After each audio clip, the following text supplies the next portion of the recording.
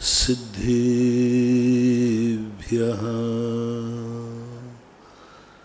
जय श्री ओम नमः सिद्धिभ्यः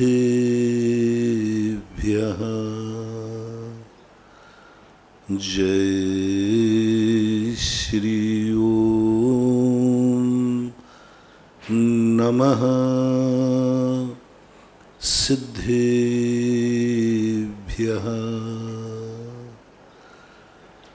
सर्वमंगल मांगल्यम सर्वकल्याण कारकम प्रधानम सर्वधर्माणां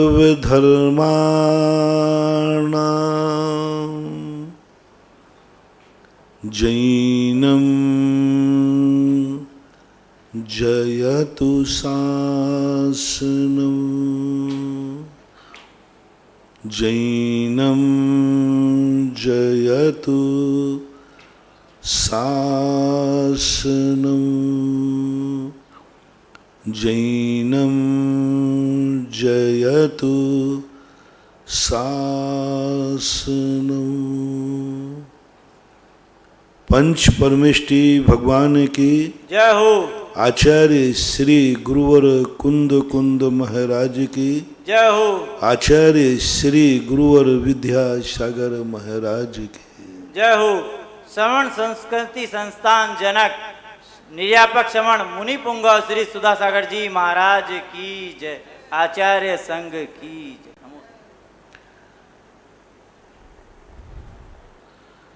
कभी कभी कुछ ऐसी शक्तियां अपने पास उपलब्ध हो जाती हैं जो शक्तियों में हम अपने सारे जीवन और सारी जन्नत को सुखमय बना सकते हैं, लेकिन वे शक्तियां किसी का वरद हस्त चाहती हैं। किसी ना किसी के संबंध में वो सोचते हैं कि कोई ना कोई हमें ऐसा वरद हस्त चाहिए जिनके निर्देशन में हम संसार को सुखी बना सके। सब कुछ सही होकर के भी सही हो नहीं पाता, सब कुछ अच्छा होकर के भी अच्छा हो नहीं पाता, रास्ता सही चलते हुए भी मंजिल पर पहुंच नहीं पाता, भोजन सामने होते हुए भी व्यक्ति खा नहीं पाता, सामने देखने की वस्तु है और देखने की ताकत है फिर भी देख नहीं पाता। कभी कभी ऐसा हो जाता है। इसका कारण कि हमारे बीच में जो शक्ति बैठी हुई है उस शक्ति के बीच में कोई ऐसा समर्थवान व्यक्ति नहीं है जो मुझे भी पूज्य हो और उसको भी पूज्य हो। क्योंकि कर्म की एक ऐसी स्थिति है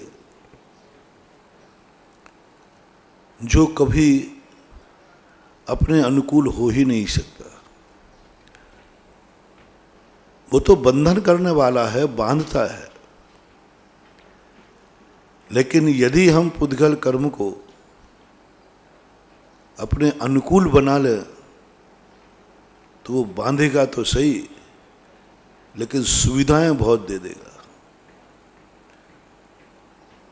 जो अच्छे जेली होते हैं, अच्छे जेली होते हैं, वे वहाँ के जो गार्ड होते हैं उनको पटा लेते हैं और उनको पटा लेने से वो सब चीज़ें अपने घर से नाश्ता भी मंगा लेते हैं, भोजन भी मंगा लेते हैं, सब कर लेते हैं। लेकिन ऐसे जेलियों को ये ध्यान रखना पड़ता है कि उनके कारण जो उनकी सहायता दे रहा है उसकी नौकरी नहीं चली जाए। हाँ, ऐसा कई बार होता है। वो जेलर को जो उसको पटा लिया, सबको लिया, बाद में उससे पूछा तो पिटते पिट गया, मर गया, लेकिन जो उसको सुविधा दे रहा था उसका नाम नहीं बताया उसने।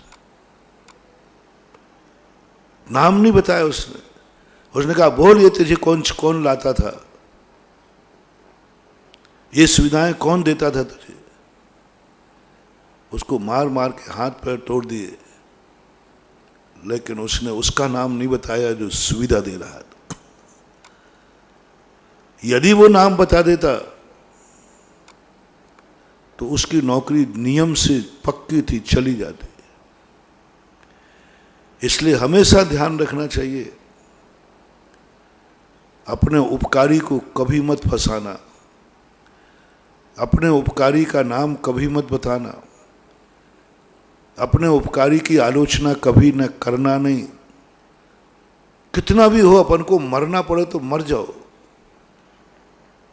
मरना पड़े तो मर जाओ। इसी को बोलते वफादारी, इसी को बोलते विश्वास। उसने तुम्हारे लिए कितनी सुविधा दी। दो प्रकार के लोग सुविधा देने वाले होते। एक वो जो गलत कार्यों की सुविधा देते, किसी को शराब ला के देते, गुटखा गांजा ला के देते, एक तो वो।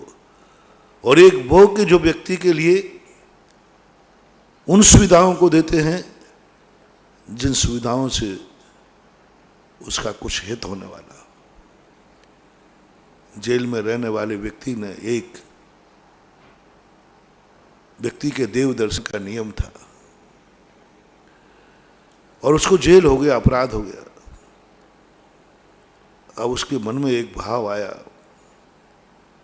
कभी मेरा प्रवचन सुना होगा कि यदि भगवान न मिले और गंधोदक मिल जाए तो भी मान लेना चाहिए। अब जेल में गंधोदक कैसे जाए। उसने एक चौकीदार को अपने अनुकूल किया कि भाई मैं तेरे से कोई पाप नहीं करा रहा हूं, कोई बुरा कार्य नहीं करा रहा हूं, बस थोड़ा सा गंधोदक मुझे लाके दे दे, देने वाला देगा तुझे। तू गंधोदक जब लाए, घर जावे रात में, सुबह जब ड्यूटी पे आए तो गंधोदक लेते आया कर। गंधोदक की स्थिति उसने बनाई। देखो, उसको सब कुछ लोभ दे दिया, प्रतिदिन उसको गंधोदक आने लगा। एक दिन उसने क्या किया कि दिन भर नहीं निकलता, मुझे एक शास्त्र लेते आना। जैसे ही शास्त्र लेकर के पहुंचा और वो पकड़ा गया। उसको खूब मारा पीटा कि तुझे ये बता ये शास्त्र कौन लाता है। पर उस व्यक्ति ने नहीं बताया, नहीं कहा। उसने कहा बस मेरे पास शास्त्र आया है। उसने झूठ बोल दिया, ये मेरा यही तो चमत्कार है कि मैंने बिना किसी के शास्त्र जेल में बुलवा लिया। बोले हो नहीं सकता। अब इतना ज्यादा, अब ऐसा यदि हम करेंगे तो हर व्यक्ति हमारा सहयोग करेगा। यदि हमने उपकारी के ही पंख काट दिए तो दूसरा कोई तुम्हारे ऊपर उपकार नहीं करेगा। यदि उपकारी को हमारे कारण से संकट आ गया फिर कोई तुम्हारे ऊपर उपकार नहीं करेगा। इसलिए इस संसार रूपी जेल में अपन को रहना है। और संस्कार कहा था मैंने, संसार में रहने के लिए हमें नियम से संसार के नियम अपनाना ही पड़ेंगे। कितने प्रयास करो, हम संसार के नियमों को तोड़कर जी नहीं सकते, क्योंकि हम संसार में, भले हमें संसार में नहीं रहना पक्का है, लेकिन आज तो है ना हम संसार में।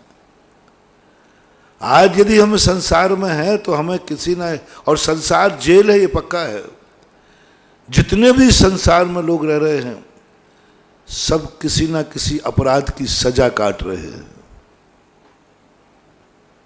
धार्मिक ग्रंथों में ये संसार जेल है। एक भी व्यक्ति नहीं है, एक भी व्यक्ति नहीं। सीमंदर भगवान से भी लेकर के 14वें गुण स्थान से लेकर के नीचे के जितने गुण स्थान हैं, मार्गणा स्थान हैं, ये सब जेली हैं, सजा घोषित है। बिना अपराध के कोई संसार में रह ही नहीं सकता। अपन सब अपराध की कोटि में हैं, सब पर धाराएं चल गई हैं, सब ने न्यायालय ने उनको सजा घोषित की है। कोई को देवगति में सजा भोग रहा है, कोई मनुष्य गति में सजा भोग रहा है, कोई त्रिहंस गति में भोग रहा है, कोई नरक में। अपराध अलग अलग होते, सभी अपराधियों के जेल एक से नहीं होते, सभी की सजाएं एक सी नहीं होती। तो ये चारों गतियां हैं, सजा है, घोषित है। और जब ये निश्चित है कि अपन सब जेली है, कोई शक मत करना। अरहंत भगवान भी जेली है, वे भी जेली है। उनको भी अभी थोड़ी कम तकलीफ है, अच्छी जेल है उनकी, उनको थोड़ा आधी छूट है, आधी बंदेज है, खुली जेल है यूं मानो, लेकिन जेल है, अपराधित घोषित है अपन लोग जेली। जब अपन संसार में रहेंगे तो जेली बन के रहना पड़ेगा। तो अब जेलर कौन है यहाँ का, चौकीदार कौन है यहाँ का? वो है कर्म। कर्म है, कर्म ही जेल है, कर्म ही जेलर है। वो ही हमें सुख दुख देगा, वो ही हमें अच्छा बुरा करेगा, और वही हमारी जिंदगी में सहयोग भी कर सकता है। जेल में रहने वाला व्यक्ति को जेलर से और ड्यूटी पे रहने वाले से कभी बिगाड़ना नहीं चाहिए। जो हमारी जिंदगी को दुखी कर सकता है, सुखी कर सकता है, जेलर से कभी नहीं बिगाड़ना। नौकर को मालिक से कभी नहीं बिगाड़ना चाहिए। बॉस ऑलवेज बॉस, कभी नहीं बिगाड़ना महानुभाव। Boss always right, boss always boss, boss boss ही है। जो जिसकी चीज में है नियम कर लो। यदि आप कहीं भी नौकरी कर रहे हैं, पहला ये मान के चलना, गुरु मंत्र ले लो, बॉस से कभी मत बिगाड़ना। जो तुम्हारा ऑफिसर हो, क्रम से ऑफिसर होते हैं, जो जिसका ऑफिसर हो, हम कहीं नहीं कह रहे कि राष्ट्रपति, चौकीदार को, चपरासी को राष्ट्रपति से नहीं बनाना, उसका जो व्यक्ति है ऊपर उससे बनाना है। पटवारी है, पटवारी को राष्ट्रपति से नहीं बनाना, तहसीलदार से बनाना है। तहसीलदार को एसडीएम से बनाना है, एसडीएम को डीएम से बनाना है, डीएम को कमिश्नर से बनाना है। जो जिसका बॉस है, सबसे पहले दुनिया में रहना है तो ये 3-4 बातें जान लो। पहला तो निश्चित कर लो कि हम जेली हैं, अपराधी हैं, सजा घोषित है। संसार एक बहुत बड़ा जेल है। हम संसार में हैं तो जेली हैं, अपराधी हैं। अब अपन पहचाने कि हमारा बॉस क्या है, क्योंकि यदि तुम संसार में नहीं होते तो तुम्हारा कोई बॉस भी नहीं होता, लेकिन तुम्हारा बॉस भी नहीं होता तो तुम्हारा शिष्य भी नहीं होता, कुछ नहीं होता, तुम अकेले होते मात, वो दशा अपनी है नहीं। अब हर व्यक्ति को हम इसको व्यापक करते हैं, इस शब्द को। हर व्यक्ति को अपनी जिंदगी सुखी बनाने के लिए सबसे पहले सोचो, तुम्हारा बॉस कौन है, तुम्हारा गार्जियन कौन है, जिसके बिना तुम्हारी जिंदगी नहीं चलेगी, जिसकी कृपा दृष्टि जरूर चाहिए।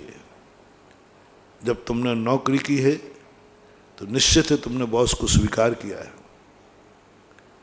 तो कर लो संकल्प, मैं अपनी जिंदगी में बॉस की बुराई नहीं करेंगे, पहला नियम। बॉस की निंदा नहीं करेंगे, दुर्गुण है तब भी।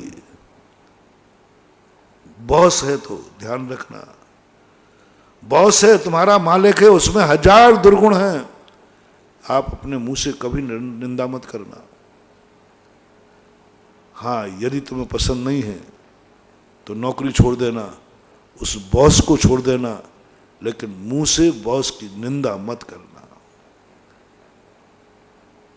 रामचंद्र जी जब वनवास जाने लगे तब विदेही को जब संबोधन देते हैं, एक ही बात कहते हैं, कभी तुम इस राज्य में रह करके, जब समझा रहे थे, वो साथ में गई वो बात अलग है, लेकिन नीति इतनी बड़ी थी, हे सीते तुम्हें एक नियम लेना है अयोध्या में रहकर, कभी तुम कैकेयी की और कैकेयी के पुत्र राजा भरत की बुराई नहीं करोगे, कभी उल्हाना नहीं दोगी। आज के बाद तुम्हें मेरी सौगंध है, तुम कभी अपने मुंह से ये नहीं निकालोगे जब तक मैं यहां नहीं हूं कि कैकेयी ने हमारे पति को वनवास दे दिया। मुंह से मत निकालना, किसी से कहना मत, बुराई मत करना कैकेयी की, और भरत की भी बुराई मत करना। एक इतनी बड़ी राजनीति का पॉइंट, ये धर्म नहीं है, ये नीति है। एक दिन हमने कहा था धर्म और नीति में अंतर है, धर्म नीति में अंतर है। धर्म के बिना नीति व्यर्थ है और बिना नीति के धर्म असुरक्षित है। नीति को हमने बताया था खेत की फसल है धर्म, और नीति उस खेत की बाढ़ है। यदि खेत में फसल नहीं है तो बाढ़ निरर्थक है,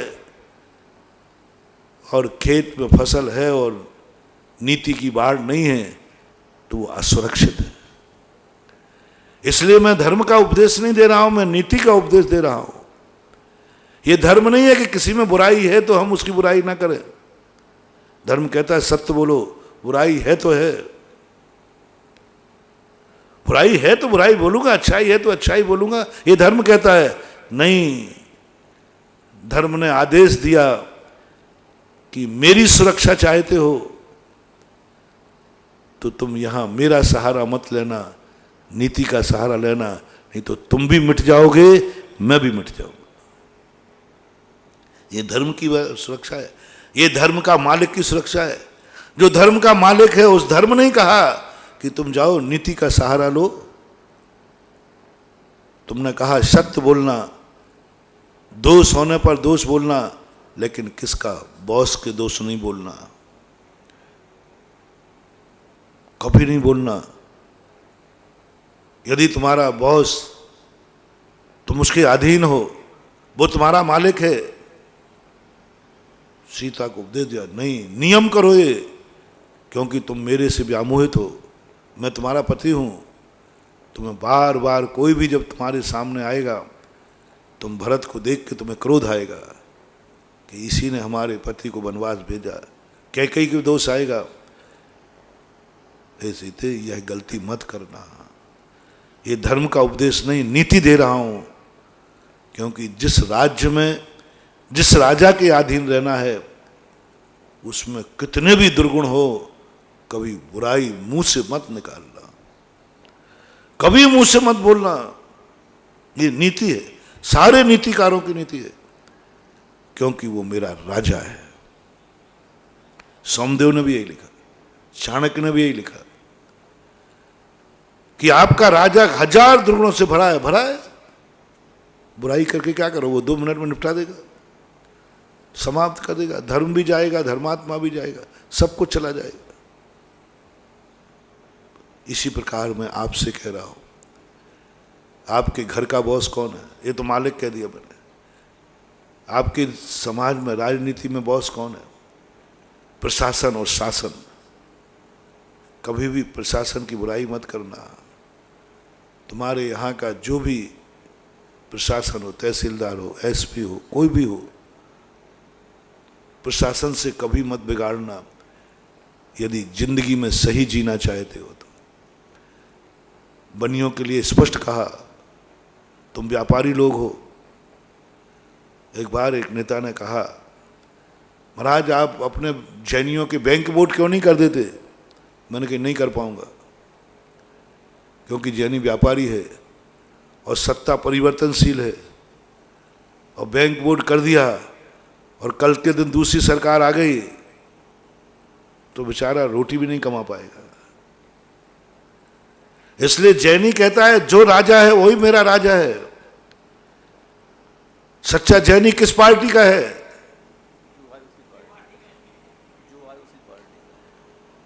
जो पार्टी जीत जाए उसी पार्टी का। हम साधु लोग किस पार्टी के हैं? जो पार्टी का राजा बन जाए उसी को तथास्तु, खुश रहो बेटा। हमारी कोई पार्टी नहीं होती। जो जीतेगा उसी को हमें आशीर्वाद देना ही पड़ेगा, देना ही है। साधु, सज्जन, व्यापारी ये किसी पार्टी का नहीं हो सकता। इनको राज्यपाल के समान रहना पड़ता है। अंतरंग से भली उनकी कोई पार्टी हो, लेकिन बाहर से राज्यपाल किसी पार्टी का नहीं होता। ऐसा ही जो सज्जन होते हैं वे किसी पार्टी के नहीं होते, क्योंकि वे जानते हैं वे एक पार्टी असत्य है, गलत है, झूठी है, बेईमान है, भ्रष्ट है, सब कुछ है। अब तो आप सत्य के पक्ष में जाइए, अब तो आप सत्य के पक्ष में जाइए। साधु हैं आप? नहीं। सत्ता किसकी है? भ्रष्ट की, पापी की, दुराचारी की, अत्याचारी की। तो धर्मशास्त्र कहते हैं नहीं, वृद्ध राज्यातिक्रम, राजा के विरुद्ध में नहीं जाना। पूरा महाभारत इसी पे खड़ा हुआ है। जानते थे ताजश्री गांगे धर्म किस तरफ है। उन्होंने कहा धर्म किस तरफ है? जब विदुर से पूछा धर्म क्या कहता है और नीति क्या कहती है?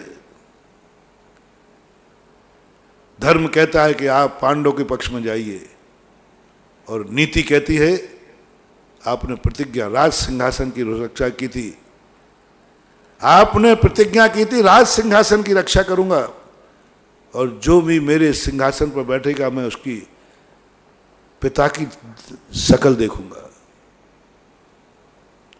अब देखना, धर्म कहता है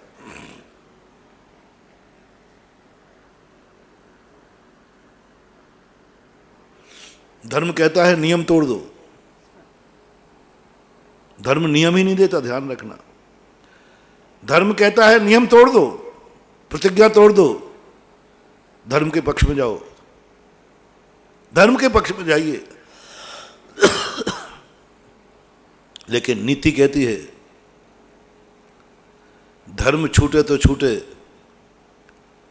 लेकिन सज्जन पुरुष नीति को नहीं छोड़ता।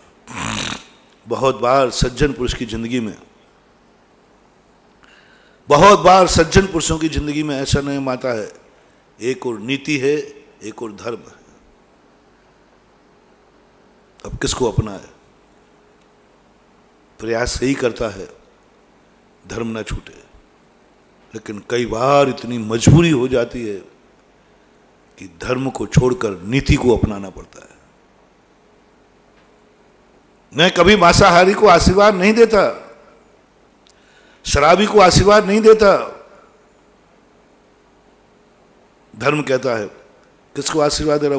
वो शराबी है, वो जुआड़ी है, मांसाहारी है, तुम्हारी विचारधारा की बिल्कुल खराब है। तुम तो पानी छान करके पिलाने की बात करते हो, बिना छना पानी पीता है तो भी तुम्हें पसंद नहीं है। ये तो खून भी पीता है, मांसाहार करता है, शराब पीता है, और मैं इसका समर्थक नहीं हूं। मन से भी नहीं, वचन से भी नहीं, काया से भी नहीं, कृत से भी नहीं, कार्य से भी नहीं, अनुमोदना से भी नहीं। लेकिन सामने राजा खड़ा है, सामने प्रशासन खड़ा है, सामने मंत्री खड़ा है, कानून की कलम उसके हाथ में है, यदि आशीर्वाद नहीं देते हैं,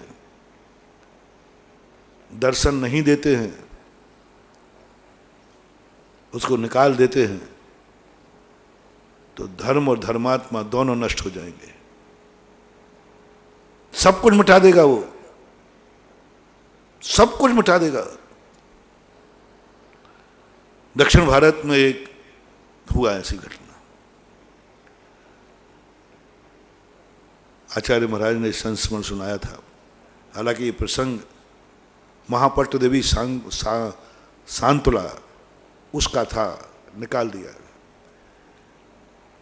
एक राजा का हाथ कट गया था, किसी ने उसको भड़का दिया। वो दिगंबर जैन गुरु को मानने वाला था, बहुत सदर। किसी ने कह दिया, राजा साहब आप इनको जितना मानते हैं, आप इन गुरु को आहार दे के देखो ये लेते हैं कि नहीं लेते आपसे। उनका हाथ कटा था तो विकलांग से आहार लिया नहीं जाता, नहीं लिया। वो राजा इतने विरोध में चला गया कि पूरे राज्य में हजारों मुनियों का एक दिन में कत्ल करवा दिया। एक दिन के अंदर कत्ल करवा दिया, एक दिन के अंदर, तुरंत जहां में मार डालो। अब धर्म ने तो कह दिया कि हार मत लेना, नीति क्या कहती है? यदि एक हाथ से बाएं हाथ, दायां कट गया था, बाएं से ले लेते एक हाथ से, तो महाराज को कितना दोष लगता है बता दो। मान लो ले लेते तो कितना दोष लगता, और कितने महाराजों की बलि चढ़ गई। धर्म कहता नहीं लेना, मरो तो मर जाओ, नीति कहती है ले लो। इसलिए राजा के लिए कोई कानून नहीं बताया। तुम लोग बार बार प्रश्न करते हो ना, राजा को सुआ सूतक का क्या होगा? तो राजा पे कुछ नहीं होगा भैया, वो राजा है। राजा पे कोई कानून मत लगाओ। राजा का तो बस यही है कि उसको प्रसन्न कैसे किया जाए, उसको प्रसन्न कैसे रखा जाए। कहते ना, राजा प्रसन्न रहे तो छप्पड़ फाड़ के देता है, और राजा नाराज हो जाए तो चमड़ी उधेड़ लेता है। राजा प्रसन्नम गजभूमि दानम, और राजा खिन्नम चमड़ी चमड़ी उतार लेगा तुम्हारी राजा होगा। कितनी बड़ी बात। जैनाचार्य कितना विवेकशील है, जैन दर्शन कितना विवेक। उन्होंने कहा छोड़ दो धर्म, राजा से ये मत पूछो कि राजा किस रूप में है, राजा ये मत पूछो वो क्या खाता है, राजा ये मत पूछो कि वो क्या पीता है, राजा ये मत पूछो कि वो दुराचारी है कि कैसा है, कुछ मत पूछो। तो मात्र राज चिन्ह देखो कि राजा है, इसके हाथ में कानून है बस। और कानून जिसके हाथ में होता है उसका धर्म, उसके प्रति धर्म वही है कि उसके विरुद्ध नहीं जाना। एक शब्द विदुर राज्यातिक्रम, सदराज नहीं लिखा यहां पर, सम्यक राज नहीं लिखा वहां पर। गुरु के लिए कहा सच्चा गुरु, देव के लिए सच्चा देव, सच्चा साथ, सब में सच्चा लगाया। सम्यक दर्शन में सच्चा दर्शन, सच्चा ज्ञान, सब में, क्षमा में लगा दिया, उत्तम क्षमा, उत्तम, सब जगह मैंने विशेषण देखे। लेकिन जब राज्य की बात देखी तो वहां नहीं लिखा उत्तम राज्य। अच्छे राजा के विरुद्ध में मत जाना, अच्छे राजा के विरुद्ध में जाना ही नहीं पड़ेगा, क्योंकि राजा ऐसा काम ही नहीं करेगा कि हमें विरोध में जाना पड़ेगा। सच्चा राजा नहीं लिखा, सच्चा राज्य नहीं लिखा, विरुद्ध राज्यातिक्रम, राजा के विरुद्ध कोई अतिक्रमण नहीं करना। कोई नीति नहीं बनाई, कोई संस्कार नहीं बनाया। पूरे शास्त्रों को देखा मैंने, कुछ तो राजा की पहचान बताओ, कैसे राजा की मैं प्रशंसा करूं, कैसे राजा को आशीर्वाद दूं, कौन सा राजा है जिसके विरुद्ध नहीं चलूं। कोई नियम नहीं बना रहा है। चार चार टीकाकार हो गए, सर्वार्थ सिद्धिकार, राजवार्तिकार, श्लोक वार्तिकार, तत्वार्थ वार्तिकार, तत्वार्थ वृत्तिकार, सब ने किसी ने नहीं लिखा, कोई व्याख्या नहीं, बस विद्ध राज्याति क्रम, क्योंकि वो राजा है। धर्म छोड़ दिया मैंने नियम लिया था किसी मांसाहारी को आशीर्वाद नहीं दूंगा, किसी शराबी को आशीर्वाद नहीं दूंगा, दुराचारी को आशीर्वाद नहीं दूंगा, बोलूंगा ही नहीं, बात ही नहीं करूंगा, स्टेज पे ही नहीं आने दूंगा। किसी ने पूछा महाराज जी इस स्टेज पर मांसाहारियों को बुलाया जा सकेगा कि नहीं? नहीं, कानून है। शराबी को नहीं। उसका सम्मान किया जाएगा कि नहीं? नहीं किया जाएगा। ये कौन सी भाषा बोल रहा हूं मैं? धर्म की भाषा बोल रहा हूं। इतने में आ गया राजा साहब। महाराज जी राजा साहब स्टेज पे आना चाहते हैं, बुला लो। लेकिन महाराज जी मांसाहारी है, मांसाहारी, शराबी है। चुप रहो, राजा है ना।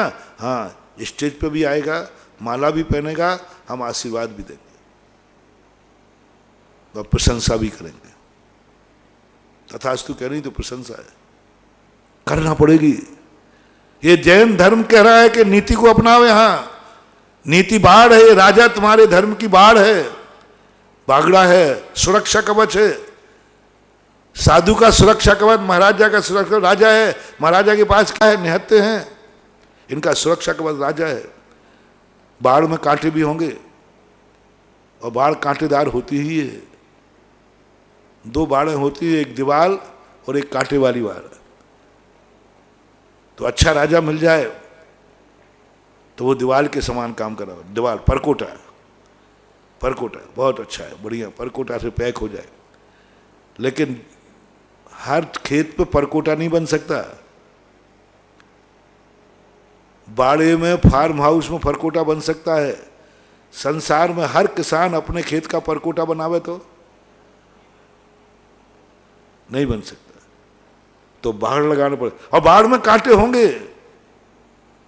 अब बाढ़ में कांटे होंगे और अंदर आपके फूलों की बगिया है, बहुत अच्छी बगिया, लेकिन बाढ़ कांटों की भी हो सकती है। मंजूर करना पड़ेगा। नीति को अपना लो इसको। और यही महाभारत में देखने में आया। विदुर से पूछा धर्म क्या है? बोले प्रतिज्ञा तोड़ दो और पांडव पक्ष में चले जाओ। नीति क्या कहती है? नीति कहती है राजगद्दी की रक्षा करो, चाहे वो राजा अधर्मी हो। ताश्री ने, द्रोणाचार्य ने, कर्ण ने धर्म का सहारा लिया कि नीति का? मर गए, निंदा हो गई, अपयश हो गया, लेकिन नीति का त्याग नहीं किया। क्यों? यदि नीति के विरुद्ध में जाते दुर्योधन कभी का मरवा डालता, कभी का खत्म कर देता।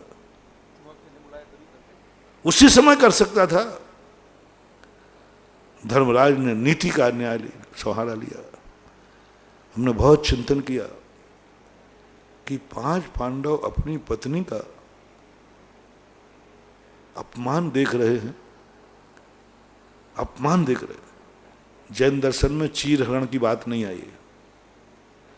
कुछ फुटकर हिंदियों में, बाद के ग्रंथों में चर्चा है, प्रवचनों में चर्चा है, लेकिन प्राचीन शास्त्र जिनमें लिखा है उसमें द्रौपदी के चीर हरण की, बाल पकड़ के घसीटा गया, इतना तो है। पर पत्नी का राज दरबार में, वो भी अशुद्ध अवस्था में, राज दरबार में अपमान होना, पांडवों को धर्म के विरुद्ध में खड़े हो जाना, विरुद्धि के प्रति खड़े हो जाना चाहिए, धर्म के पक्ष में। नारी थी, पत्नी थी। अर्जुन को गांडीव धनुष उठाना चाहिए था, लेकिन धर्मराज कहते हैं ताश्री आदि सबको बोलना चाहिए था, नहीं, तुरंत नीति कहती है धर्मराज चुप रह जाओ। अधर्म हो रहा है, होने दो। अधर्म लुट रहा है, लुटने दो। अधर्म मिट रहा है, मिटने दो। नीति का सहारा लो। तुम दास बन चुके हो। और दास, मैंने पहले ही कहा, अब बॉस कौन बन गया? दुर्योधन। बॉस से बिगाड़ना नहीं, बॉस की निंदा करना नहीं, बॉस के विरुद्ध जाना नहीं।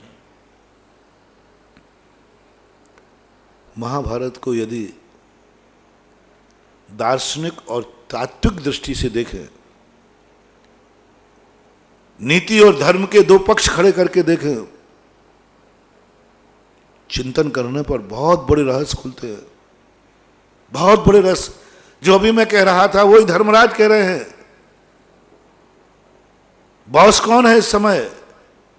दुर्योधन। मैं दुर्योधन का दास हूं, मैं दुर्योधन को हार चुका हूं। अब धर्मराज अपने भाइयों से कहते, नहीं, बॉस की बुराई नहीं, वो गलत कर रहा है, तो भी नहीं, बोले भी नहीं, बोलने भी नहीं दिया। भीम महाराज आदि थोड़ा बोलने का प्रयास किया, अरे चुप। क्या तमाशा है। उस समय सामान्य लोग जो है कहते हैं तो सब अन्याय है, सब पाखंडी थे, कोई धर्मात्मा नहीं थे उसमें।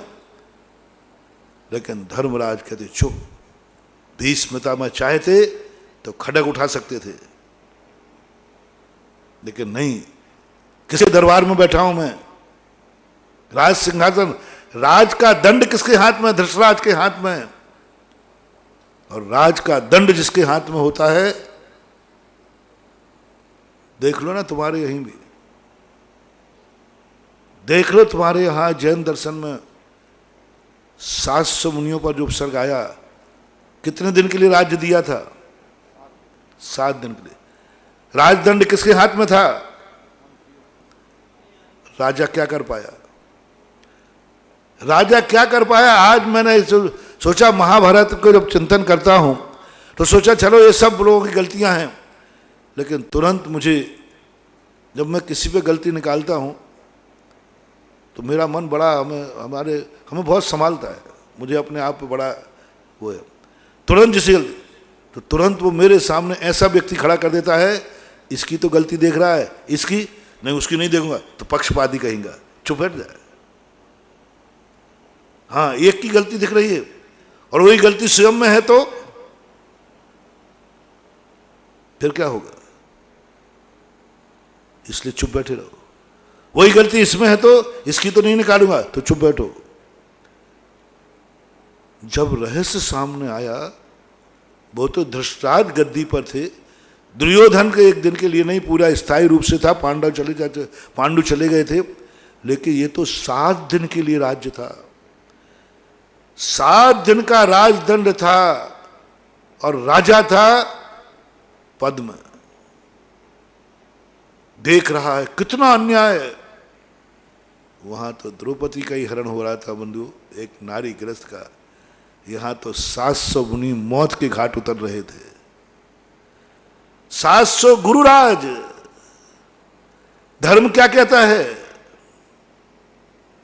तोड़ दो सारे नियम, 700 मुनियों की रक्षा करो, धर्म कहता है। हमने 7 दिन के लिए राज्य दिया था, ये नहीं, मैं अपना नियम तोड़ता हूं। क्या करोगे तोड़ करके?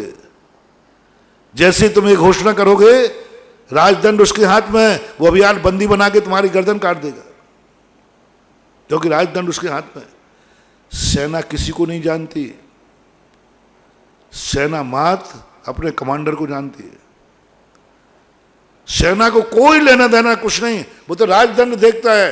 राजनेता कौन है, सेनापति कौन है, बस उसको कोई लेना देना नहीं। ये सेनापति कैसा है, क्या है, इसके हाथ में राजदंड है, हमें इसका आदेश मानना है। और यदि उस समय पद्म बोल जाते, सेनापति मंत्री था बृहस्पति प्रहलाद, वो तुरंत मरवा देता। गजब गजब, महाभारत से भी ज्यादा गजब। महाभारत कुछ भी नहीं है, महाभारत कुछ भी नहीं है जो रक्षाबंधन की कथा है।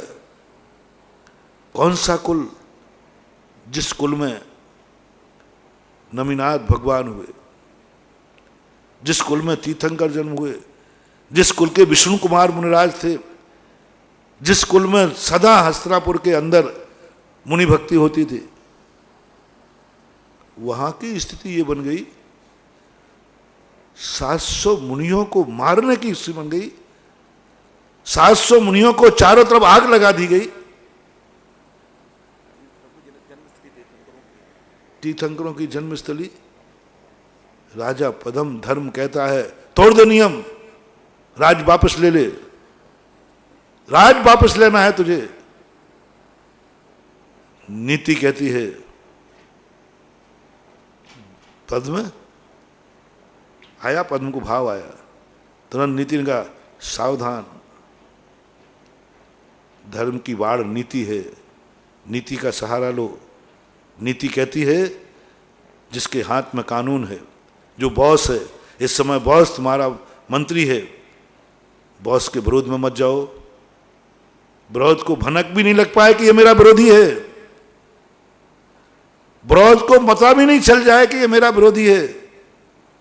यदि वो पता चल जाएगा, किसी ना किसी बहाने से वो तुम्हारा मर्डर करा देगा। पता भी नहीं चलना चाहिए। प्रसन्न दिखो।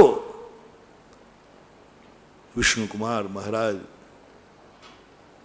जब आते हैं पूछते हैं, नियम ले लिया था, नियम दे, तोड़ दे, नियम तोड़ देता।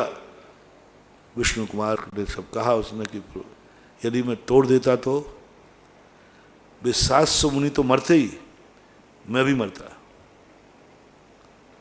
और 7 दिन के लिए नहीं, इन दुष्टों का राज सदा के लिए हो जाता।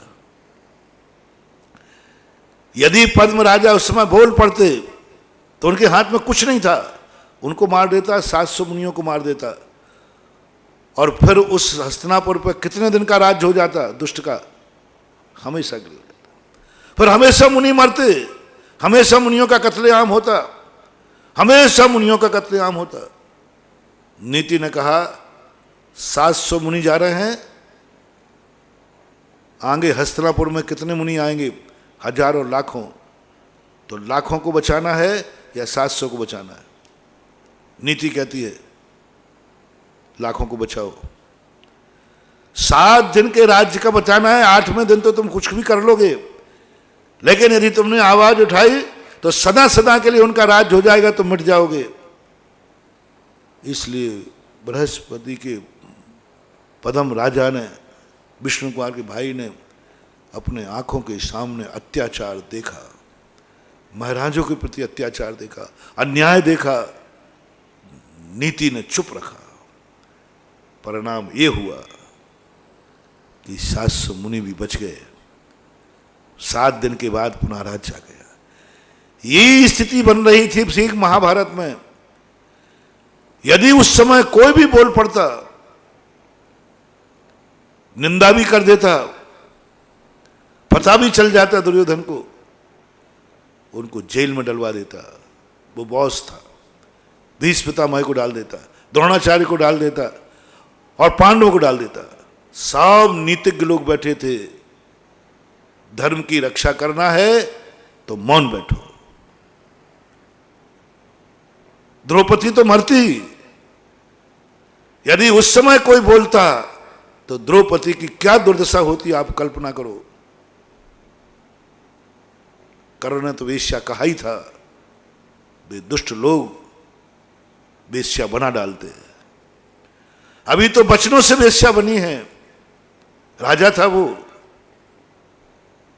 क्रूरता पे उतर आता, क्या दुर्दशा कर लेता। इसलिए वहां पर सारे लोग कहते हैं चुप रहो, चीरहरण हो रहा है तो होने दो, अधर्म हो रहा है होने दो, धर्म की जड़ मत मिटाओ। ये धर्म की डालियां काटी जा रही हैं, धर्म के पत्ते छांटे जा रहे हैं। लेकिन यदि कोई बोल गया तो इस धर्म की जड़ जमीन से मिट जाएगी। वचनों से, बोलने से, किसी के वेश्या कहने से किसी नारी का धर्म खत्म नहीं हो गया, अपमान ही हुआ है। एक वेश्या कह दिया गया और एक को वेश्या बना दिया गया। दोनों में सबसे बड़ा पाप कौन सा है? बना दिया गया। तो वहां नीति कहती है वेश्या शब्द के कारण तुम उखड़ पड़ोगे तो ये लोग कुछ भी कर सकते हैं, चुप रह जाओ। नीति ने चुप कर दिया। बॉस है तुम्हारा, बॉस है दुर्योधन। क्या भीम के सामने टिक सकता था? नहीं, नीति ने चुप कर दिया। और निंदा भी नहीं, बुराई भी मत करो। धर्मराज कहते बोलो मत, बॉस है, बॉस की निंदा नहीं करना, जो वो कहे वो करो। आप देखना कितनी आज्ञाकारी। गर्दन नीची कर लो, तो पांडव क्या करते थे? दुर्योधन से एक आदमी ने कहा, हे पांडव गर्दन नीची करो, मुकुट उतार दो। तो मुकुट पहने रहे कि उतार दिए? उतार दिए। गर्दन नीची करो, आंख ऊपी नहीं होना चाहिए, गर्दन नीची, जो कहे वो करो। Boss always boss, boss always right, क्योंकि वो बॉस है। इसलिए संसार में एक जीने की कला सीखो महानुभाव, नहीं तो मिट जाओगे, मिट जाओगे। और उस ये क्षेत्र का एक उदाहरण तुम्हें दे रहा हो। ऐसे ही आप अपने घर में जिंदा रहना चाहते हो, तो आपका बॉस कौन है? घर का मुखिया कौन है?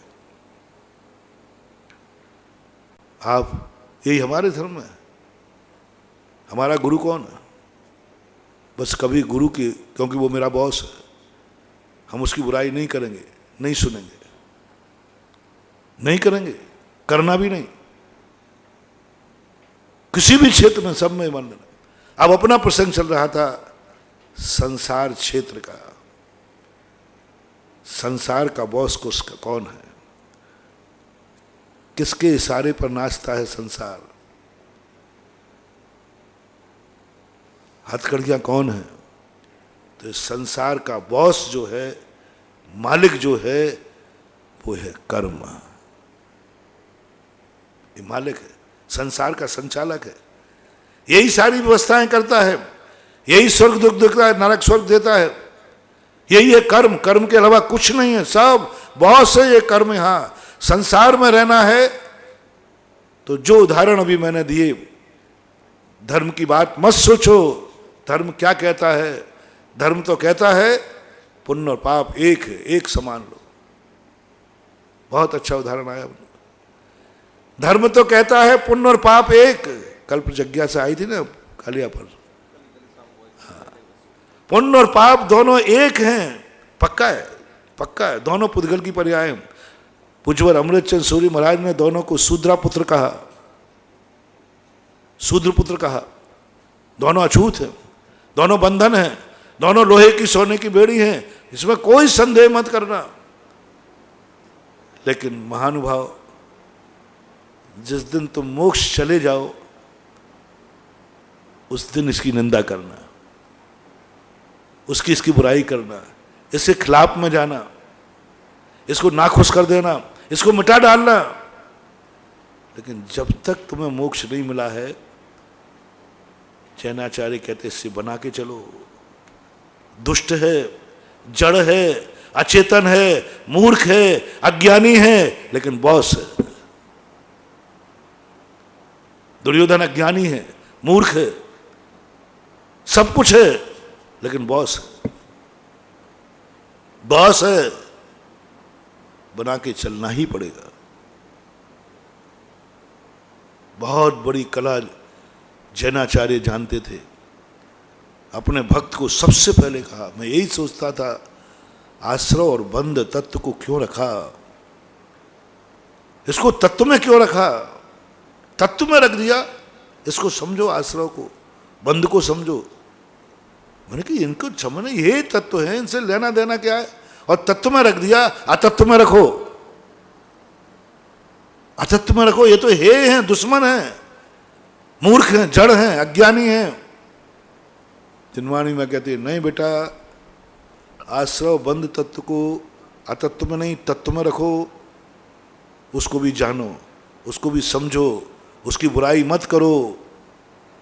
संसार में रहना है तो आश्रव बंध से बना के चलना पड़ेगा। संसार संबर निर्जरा से नहीं चलता, संसार मोक्ष तत्व से नहीं चलता, संसार जीव तत्व से नहीं चलता। संसार अजीब तत्व से नहीं चलता, संसार संबर निजरा से नहीं चलता, संसार चलता है आश्रव और बंध से। उन्होंने पहले ही कहा आश्रव और बंध, ये दो ऐसे तत्व हैं, जब तक तुम्हें संसार में हो आश्रव और बंध से बना के चलना है। इसको हेक नहीं कहना, इसकी निंदा मत करना, इसकी बुराई मत करना, संसार में रहकर मगर से बैर मत करना, मत करना, मिटा डालेंगे ये कर्म हमें। ये पुद्गल नाराजी पे उतर आया, चमड़ी उधेड़ लेगा, जेलर है, अच्छे अच्छे को रुला देता है, जिसके पीछे पड़ जाए, बड़े बड़े महारथियों को इसने रुला दिया, ऋषभदेव को 7 महीने घुमा दिया, रामचंद्र जी के लिए ऐसा कर्म वन वन ठुकरा गया, वन वन भटका दिया, यहाँ तक कि ये कर्म पीछे पड़ जाए तो अच्छे अच्छे सम्यक दृष्टियों को, तद्भव मोक्षगामियों को मोक्ष भुला देता है, सुसाइड के भाव करा देता है। उसी भाव में मोक्ष प्राप्त करने वाला है जीव, और कर्म यदि नाराज हो जाए तो मोक्ष तो एक तरफ रखा रह जाएगा, तुम्हें सुसाइड करने का भाव आ जाएगा, आत्महत्या करने का भाव आ जाएगा। क्यों? बॉस नाराज है। इसलिए सारी दुनिया से मुझे कहना है कि अपने बॉस को पहचानो। संसार का मालिक कौन है? संसार को किससे चलता है? कौन डालता है हथकड़ियां? कौन बांध रहा है? कौन रोक रहा है मुझे? कौन रोक रहा है मेरी श्रद्धा को क्रिया में आने से? क्रिया में आने से कौन रोक रहा है? मेरी श्रद्धा है कि मैं अजर अमर और अविनाशी हूं, और अंदर सांप आते ही मैं भाग रहा हूं, मर जाऊंगा। कौन है ये भूत? मेरी श्रद्धा को क्रिया में नहीं लाने दे रहा है, क्रिया में नहीं लाने दे रहा है। श्रद्धा तक तो ठीक थी, लेकिन श्रद्धा की बात की चर्चा कर रहा हूं, सम्यक दृष्टि की चर्चा कर रहा हूं, मिथ्या दृष्टि की बात नहीं कर रहा हूं। मिथ्या दृष्टि तो सबसे बिगाड़ता है, उसका तो काम ही यही है। इसलिए गुंडे की मौत कुत्ते की मौत होती है, डाकू की मौत कुत्ते की मौत मरते हैं, डाकुओं की मौत कुत्ते की मौत होती है, पापियों की मौत कुत्ते की मौत होती है। उनको तो कोई डर नहीं है, वे तो मिथ्या दृष्टि है, अज्ञानी है, वे तो दूसरे को ही मारते हैं और स्वयं कुत्ते की मौत मरते हैं। सबको मालूम, सब जानते हैं गुंडा कैसे मरता है। 100 लोहार की और एक गुंडा का मरण, कोई ना कोई पड़ेगा, कितने वो हिटलर शाही हो, कोई ना कोई एक दाव बैठेगा। जितने गुंडे हैं सब गुंडे के प्राय मर्डर ही होते हैं, मरते हैं, उनके उसी मौत से मरते हैं। इसलिए उसकी तो इज्जत है नहीं। इसलिए मिथ्या दृष्टि की मैं चर्चा नहीं कर रहा हूं, मैं तो सम्यक दृष्टि की चर्चा कर रहा हूं, मैं तो सज्जन की चर्चा कर रहा हूं, मैं तो धर्मात्मा की चर्चा कर रहा हूं, चौथे गुणस्थान की बात की चर्चा कर रहा हूं। हे सज्जन, हे ज्ञानी, हे सम्यक दृष्टि, तू चेत जा, तू इस पुद्गल की बुराई मत कर। बराबर धर्म कह रहा है कि जड़ है, अचेतन है, नहीं, इसको मत ठुकराओ। तुम जेल में हो अभी, जेल में हो अभी, वो जेलर है, चमड़ी उधेड़ देगा, सारी तत्व दृष्टि भूल जाओगे, सारा ये समय सार भूल जाओगे, सारा ये मुनिपद भूल जाओगे, सारी दुनिया के जितनी तुम्हारी धर्म की अकड़ी है सब भूल जाओगे। बोलो महानुभाव, मैं मुनि हूं,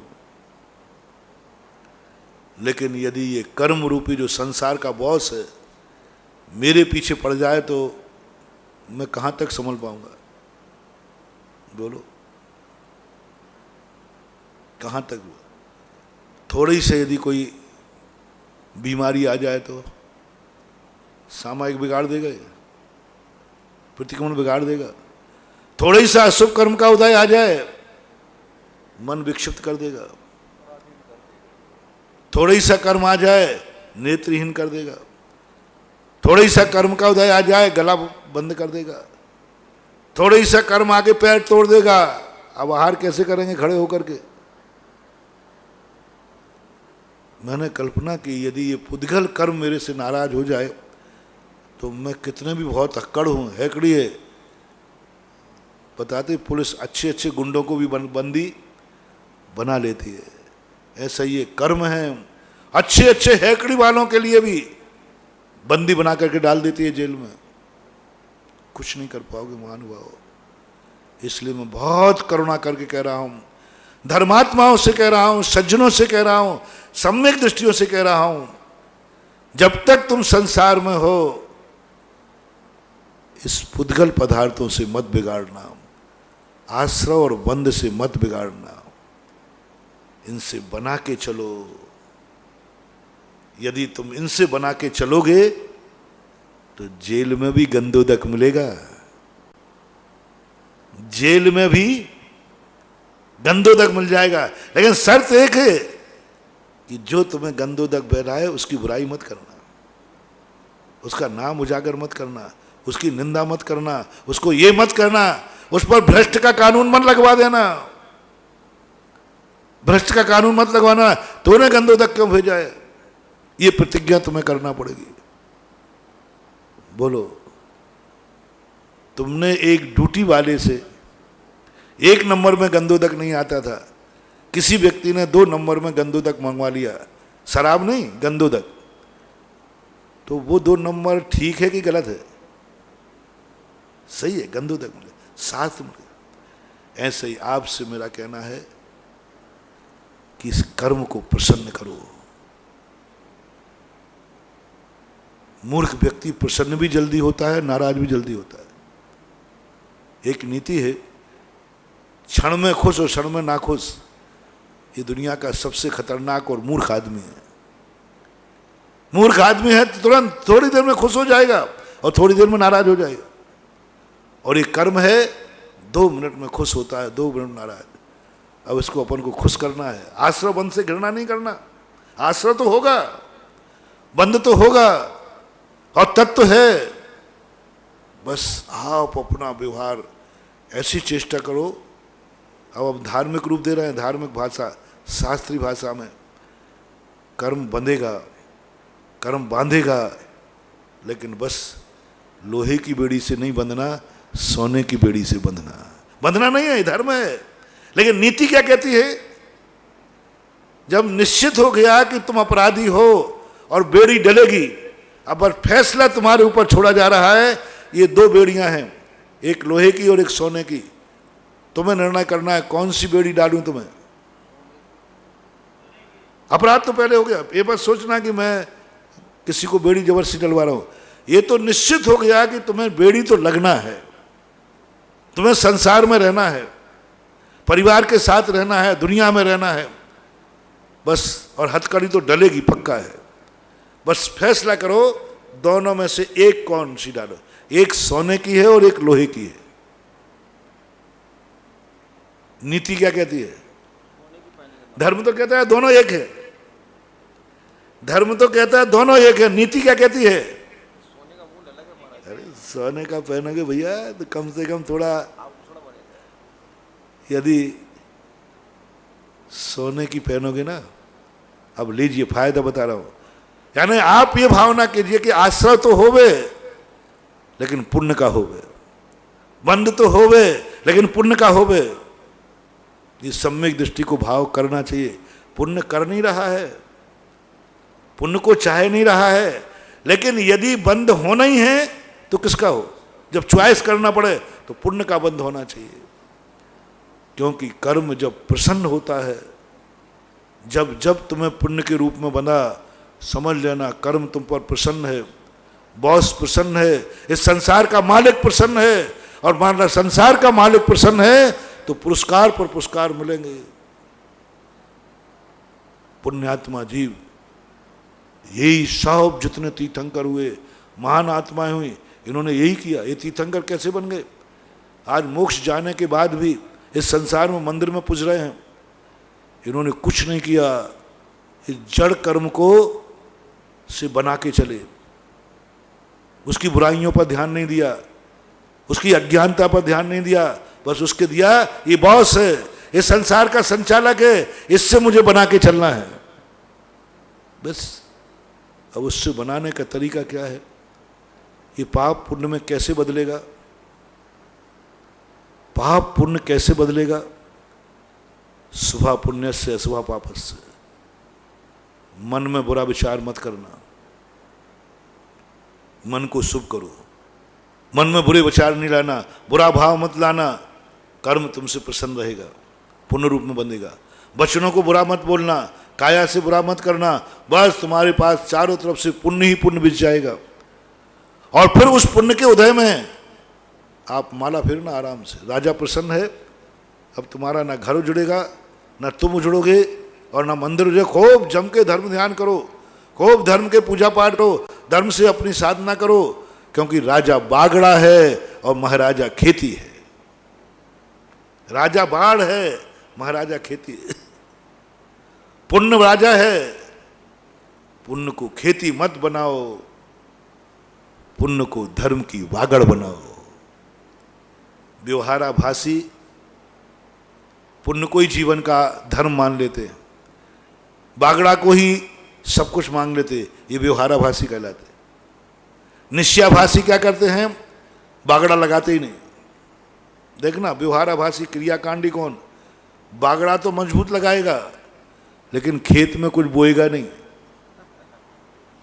खाली खेत। और बागड़ा इतनी मजबूत लगाएगा, व्यवहार की क्रियाएं इतनी करेगा कि जानवर तो छोड़ो, मच्छर भी नहीं घुस जाए अंदर। लेकिन खेत में बोने की अकल नहीं है, बीज नहीं है उसके पास, अब बागड़ा काहे के लिए? ये व्यवहाराभासी है। 180 क्रियावादी होते हैं से, ये जो क्रियाकांडों को धर्म मानते हैं और परमार्थ का कोई ज्ञान नहीं है, परमार्थ की तरफ दृष्टि नहीं है, आत्मा का कोई ज्ञान नहीं है, मात्र क्रियाकांड करते, पुण्य के लिए मात्र करते हैं, पुण्य वैभव बढ़ाने के लिए करते हैं। बहुत सारे लोग कर रहे हैं। जैनियों में देख लो, कितने लोग, कितने परसेंट लोग मात्र पुण्य के लिए धर्म करते हैं। हमारे जीवन में दुख नहीं आ जाए, हमारे जीवन में नरक नहीं मिल जाए, हमारे जीवन में अशुभ कर्म का उदय नहीं हो जाए, हम सदा सुखी रहें, धन दौलत से हमारी तिजोरियां भरी रहें। मां संसार के सुखों के लिए जो पुण्य करता है, वो खेत की बाढ़ तो लगा रहा है, लेकिन उस खेत में कुछ बो नहीं रहा है, बो नहीं रहा। ये व्यवहाराभासी 90% व्यवहाराभासी हैं। जितने धर्मात्मा जो मंदिर आ रहे हैं, अभिषेक कर रहे हैं, पूजन कर रहे हैं, यहां तक कि मुनि बन रहे हैं, मुनि भी जो बन रहे हैं उनमें भी 90% मुनि मात्र व्यवहाराभासी हैं, मात्र क्रियाकांड को ही धर्म मान लेते हैं। 28 मूल गुणों में ही अटक करके रह जाते हैं। 28 मूल गुणों का निर्दोष पालन करेंगे, कहीं दोष नहीं लगाएंगे, बहुत अच्छी तरह पालन करें, कहीं दोष नहीं लगाएंगे, लेकिन परिणामों की खबर नहीं है, कसाय की खबर नहीं है, निर्मलता की खबर नहीं है, निज आत्मा की खबर नहीं है, परमार्थ का ध्यान नहीं है। इससे हमारे शास्त्रों में सद्यदि, पत्यदि, रोचेदि, पुणोपासेदि सबके लिए करता है। खूब मुनि व्रत पालन करता है, कहीं दोष नहीं लगाएगा, पक्का है। लेकिन वही वाली बात एक दिन कही थी ना, मासोपवास करना, तन को सुखाना, आताप नादि तपना, वनवास जाना, सिद्धांत का मनन मौन सदा निभाना, ये व्यर्थ हैं श्रवण के बिन सामवाना। सब कुछ किया, स्वाध्याय भी खूब है, प्रवचन भी अच्छे देता है, सब कुछ करता है, तपस्या में कहीं कमी नहीं है, लेकिन समता भाव नहीं, तत्व दृष्टि नहीं है, परमार्थ दृष्टि नहीं है। ऐसे मुनि भी 28 मूल गुणों की बागड़ा तो लगा ली, पुण्य तो इतना कमाएंगे कि 9वें ग्रह बिक जाएंगे, 9वें ग्रह बिक जाएंगे, लेकिन खेत में फसल कुछ है नहीं। मुनि व्रत धार अनंत वार गृह विक, उपजायो पै निज आत्म ज्ञान बिना सुख लेस न पावो। अनंतों वार मुनि बन करके पुण्य की बागड़ा लगाई, 9वें ग्रेविक तक होके आया, लेकिन कुछ नहीं हुआ। बागड़ा खाने नहीं देगी, बागड़ा भूख नहीं मिटाएगी, बागड़ा खजाने नहीं भरेगी, बागड़ा से जिंदगी नहीं चलेगी। वहां से गिर करके एक इंद्रियों में चला जाता। मुनि बनने के बाद भी, निर्दोष मुनिचर्या पालन करने के बाद भी आत्मा की खबर, बीज तो कुछ है ही नहीं उसमें। केस लौंचों के ढेर लगा दो, इतने केस लौंच मेरू पर्वत पार कर जाए। कितने बार मुनि बना पिछी मंडल लेकर, मेरू पर्वत पार कर जाए, सब किया, इतना मुनि बना, फिर भी आज जेल में है। मुनि मार्ग तो मोक्ष का मार्ग है, और अनंतों बार मुनि बनने के बाद भी आज संसार में पड़ा है। आज जेली नंबर डला है, आज हथकड़ियां डली है, आज पुद्गल के अंडर में है। निज आत्मा की खबर में उस तरफ स्वरूप ही नहीं जा रहा है। ये व्यवहाराभासी मुनि कहलाते हैं। इनकी गिनती जैन दर्शन में, जिनवाणी में 3 कम 9 करोड़ में नहीं आती है। निभेसी है, 28 मूल गुण हैं, लेकिन जिनका कसाय पे कंट्रोल नहीं है, जिनकी कसाय 47 मिनट से ऊपर है, वे सब 3 कम 9 करोड़ मुनि में नहीं आएंगे। चर्या में कहीं दोष नहीं है, मासोपवास करते हैं, एक पूर्व कोटि वर्ष तक दीक्षा लिए, गर्मी कहाँ बिताते हैं? पहाड़ के ऊपर। सर्दी कहाँ बिताते? नदी किनारे। बरसात कहाँ बिताते? पेड़ के नीचे। पूरे जीवन भर मौन रहते हैं, सब करते हैं, लेकिन यदि उनकी कसाय अंतरंग परिणाम 47 मिनट से ऊपर चला गया, तो वे 3 कम 9 करोड़ मुनियों राजों में उनका नाम कट जाएगा। क्योंकि 3 कम 9 करोड़ मुनिराज 6ठे से लेकर 14वें गुण स्थान के बीच की संख्या है, और इस तो 47 मिनट से ज्यादा इसकी कसाय चली गई। हलाओ इसको, हटाओ इसको। 3 कम 9 करोड़ में कम हो सकते हैं, चलेगा साहब, एक कम कर दोगे तो संख्या बिगड़ जाएगी, बिगड़ जाने दो, लेकिन 47 मिनट से ऊपर कसाय वाला भावलिंगी संत नहीं हो सकता। दूसरा, संसार के लिए जो मुनि बना है, धम्मम भोग निमित्तम, वो कितनी भी तपस्या कर ले, वो मुनि महाराजों की संख्या में नहीं आता। ऐसे मुनि हम और आप सब लेना अनंत बार बन चुके हैं। निर्दोष मुनि व्रत कह रहा हूं, निर्दोष बागड़ा है जहां से मच्छर भी नहीं घुस सकता, ऐसी पक्की बागड़ा हमने लगाई, ऐसा मुनि व्रत हमने पालन किया, तो भी खेत में कुछ न बोने के कारण से पुनः अपराधी। ऐसे ही आप लोग मंदिर कितने बार आए, आपकी पूजाओं के अर्घ लगाए जाएं, तो इतना चढ़ा चुके हो तुम द्रव्य कि मेरू पर्वत पार जाके लिए पिछी कमंडल नहीं। केसवंश ज्यादा होते हैं कि पूजा के अर्घ ज्यादा चढ़ते हैं? जल्दी बोलो। केसलोन 2, 3, 4 महीने में होते। वे केसलोन जब मेरू पर्वत पार कर दिए तो तुम्हारे पूजा के अर्घ तो कितने चढ़ते हैं? ये तो 100 मेरू पार कर दे। इतने तुम बादाम चढ़ा चुके हो, इतने तुम अर्घ चढ़ा चुके हो, इतना कर चुके हो, सब किया आप। मैं साढ़ा आवश्यक पालन किया। दान, ओहो, इतना दान दे चुके हो कि 7 समुद्र को यदि सोने से मारा जाए, इतना दान तुम दे चुके हो तो भी पूरा कम नहीं होगा, इतना तुमने दे दिया दान। मैंने हिसाब मिलाया कि इसने कितना दान दिया। जब मैंने कहा मैं मुनि बार इतने बार बन सकता हूं, तो ये श्रावक दान तो बहुत बार देता है। 7 समुद्र की पृथ्वी को सोने से भर दिया जाए, इससे भी ज्यादा दान दिया तुम। इतना दान दिया कि तुम्हारी धन राशि को यहां से लेकर के यदि इकट्ठा किया जाए तो मेरू पर्वत पार हो जाए। इतना दान दिया तुम। औषधि दान भी इतने दिया, आहार दान भी तुम इतना आहार दान दे चुके हो, पूरे आहार दान की रोटियां इकट्ठी देखो भाई, जब पिछी को मेरू पर्वत पार कर सकती है तो एक ही है बेचारी। रोटियां तो एक जिंदगी में के साल भर में कितनी खा लेता है, पिछी बराबर तो हो जाएंगे, शायद हो जाएंगे, इससे ज्यादा होंगे। तो इतनी रोटियां आप दान में दे चुके हैं महाराज के, सच्चे महाराज की कह रहा हूं, झूठे महाराज को नहीं, सच्चे महाराज को, कि तुम्हारी रोटियों के मेरू पर्वत पार हो जाएं, इतना दान दे चुके। ये सब मैंने यथार्थ मत समझना, इसको यथार्थ समझना। पंच परावर्तन की व्यवस्था यही है। पंच परावर्तन मात्र पाप में ही नहीं लगते, पुण्य कर्म में भी लगते हैं। पुण्य कर्म में भी लगते हैं, पुण्य कर्म का भी पंच परावर्तन है, असाता का ही नहीं, साता का भी है। कुछ एक दो प्रकृतियों को छोड़ करके, जैसे तीर्थंकर है और आहारक दुख है, जिनका अध्वान, सम्यक दर्शन और संयम है, वे प्रकृतियां तो पंच परावर्तन में आती नहीं।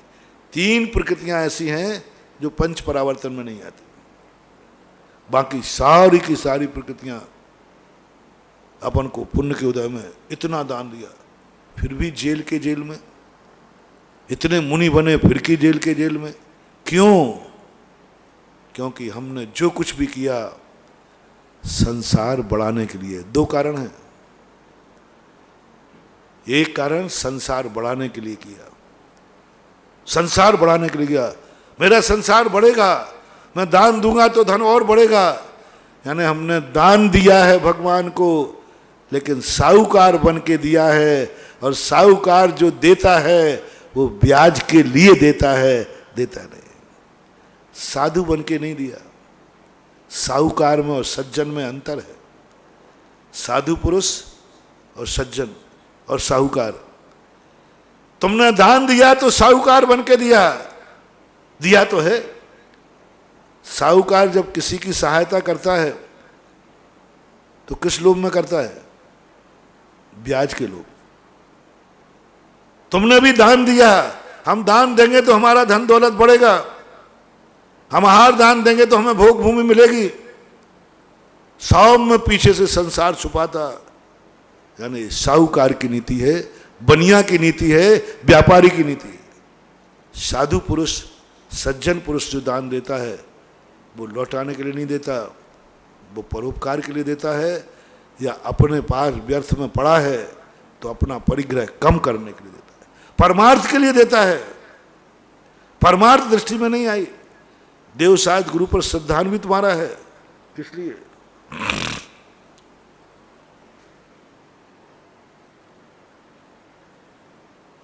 तुम्हारा भगवान के प्रति श्रद्धा मजबूत है, बहुत मजबूत है, लेकिन किस लिए है? संसार के लिए। गुरु पर श्रद्धा है, किस लिए मानते हो गुरु? जब कोई काम नहीं आता तो बाबा जी काम आते हैं। अरे भैया बाबा जी से बना के चलो, हे बाबा जी बड़े चमत्कारी हैं, कल के दिन संकट आएगा तो यही संकट दूर कराएंगे।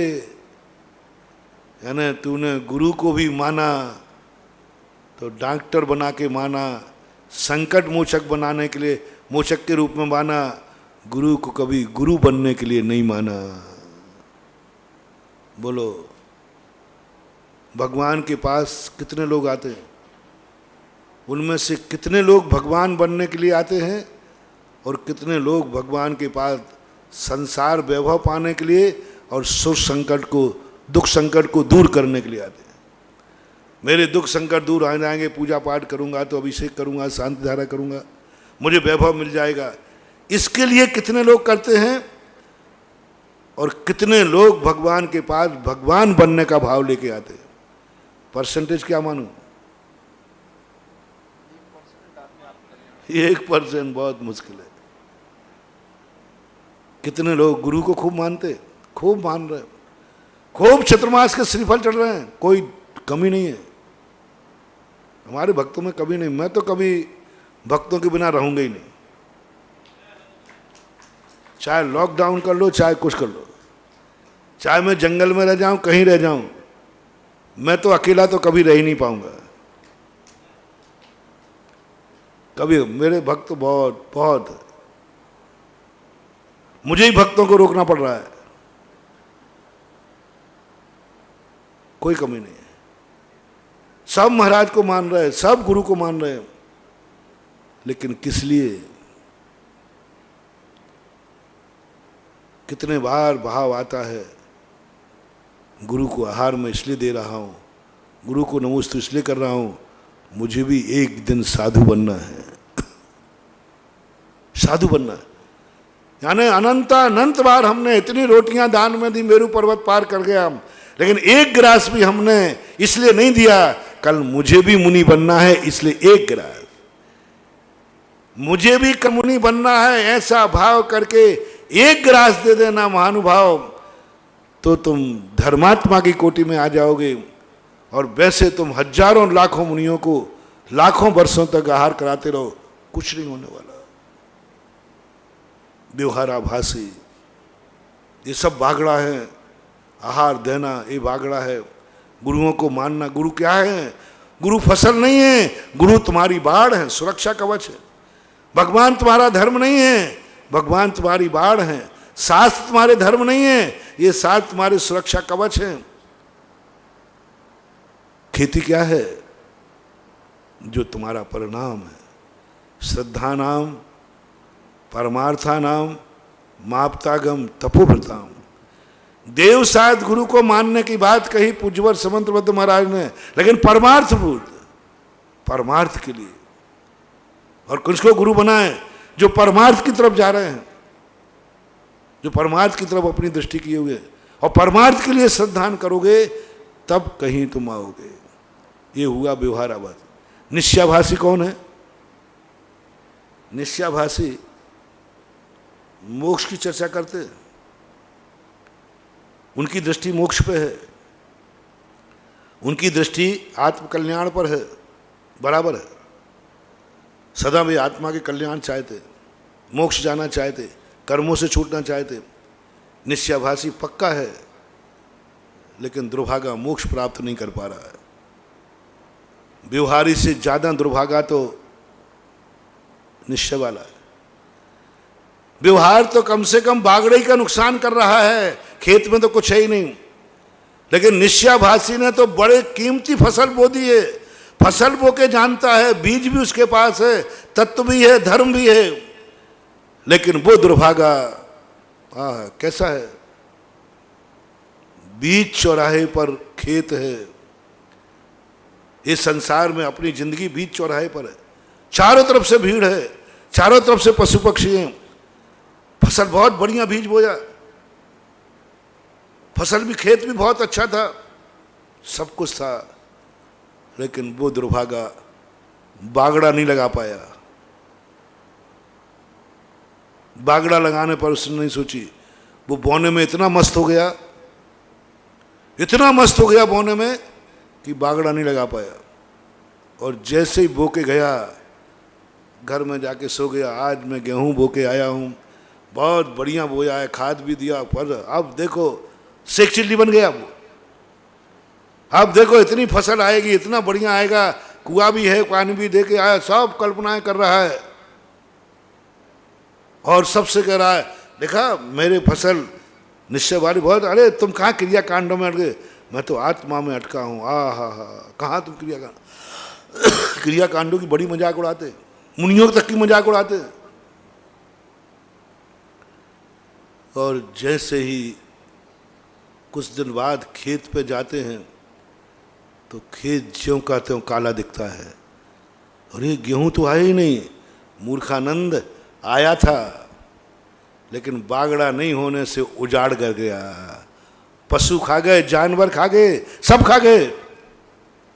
अब दोनों में आप लोगों को फैसला करने देता हूं। एक व्यक्ति ने पूरी जिंदगी बागड़ा लगाने में लगा दी, खेत में कुछ बोने का समय ही नहीं बचा, खेत में गेहूं बोने नहीं जानता, बोया ही नहीं। और एक व्यक्ति ने सारी जिंदगी फसल बोने में लगा दी, बहुत अच्छी फसल बोई, लेकिन बागड़ा नहीं लगाया, इन दोनों में सबसे ज्यादा मूर्ख कौन है?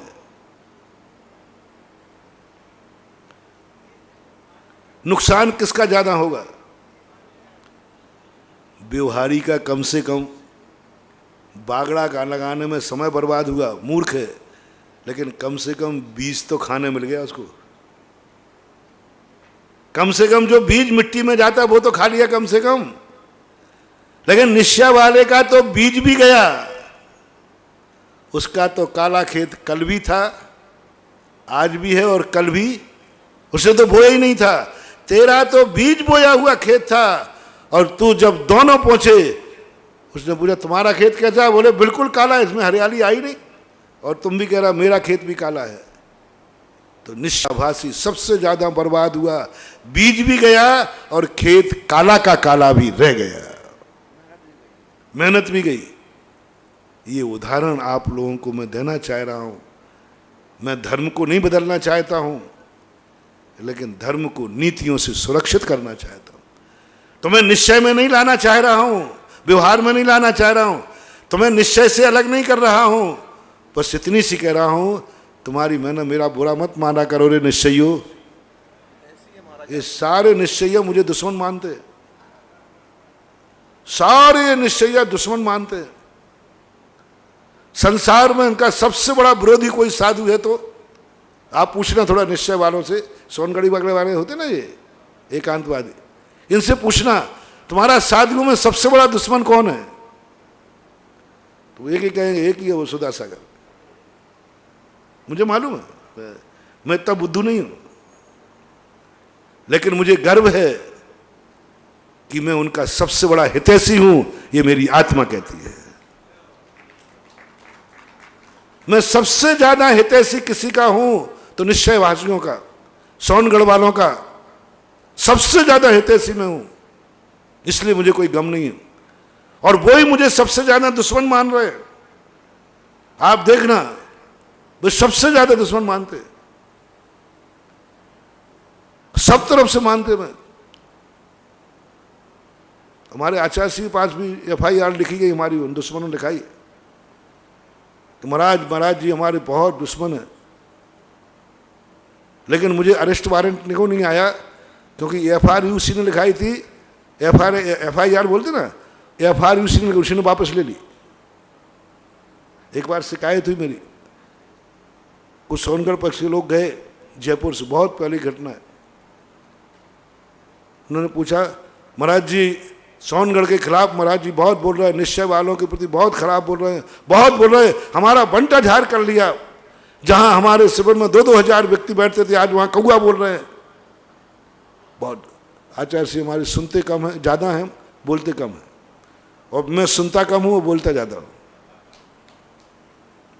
आचार्य से हमारे सुनने की बात बोलते हैं, अच्छा हमारा जी बहुत सफाया कर दिया, पूरा राजस्थान ऐसा साफ किया है, ऐसा साफ किया है झाड़ू लगा करके।